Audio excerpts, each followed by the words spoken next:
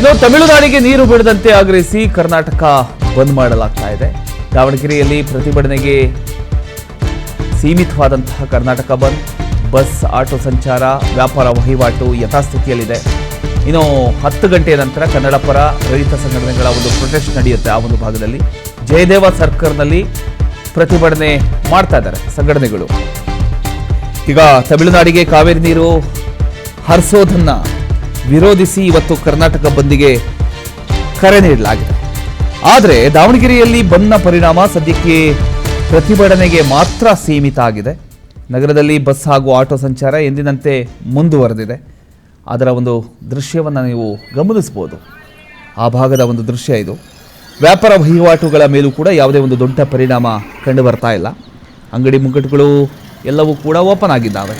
ಅದನ್ನು ಕೂಡ ನೀವು ನೋಡ್ತಾ ಇದ್ದೀರಿ.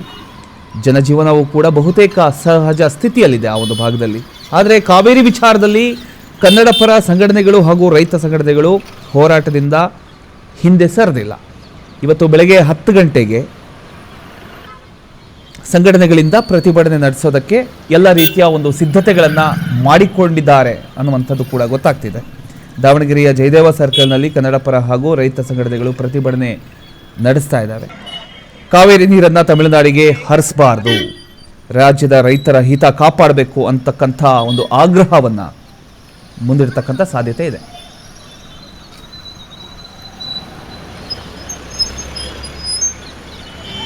ಎಸ್, ನೀವು ದೃಶ್ಯದಲ್ಲಿ ಗಮನಿಸ್ತಾ ಇದ್ದೀರಿ. ಒಂದು ಕಡೆ ಮಂಡ್ಯ, ಇನ್ನೊಂದು ಕಡೆ ದಾವಣಗೆರೆ.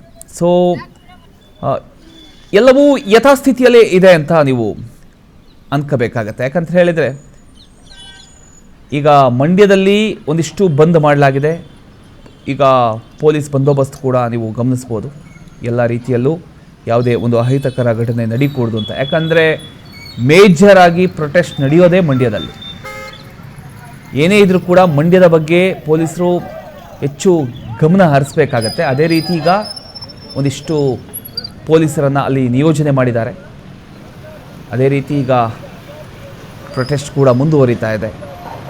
ಈಗ ರೈತ ಸಂಘ ಹಾಗೂ ಕನ್ನಡ ಪರ ಸಂಘಟನೆಗಳು ಈಗ ಒಂದು ರೀತಿಯಲ್ಲಿ ವಿಭಿನ್ನ ರೀತಿಯಲ್ಲಿ ಒಂದು ಹೋರಾಟಕ್ಕೆ ಮುಂದಾಗಿದ್ದಾರೆ.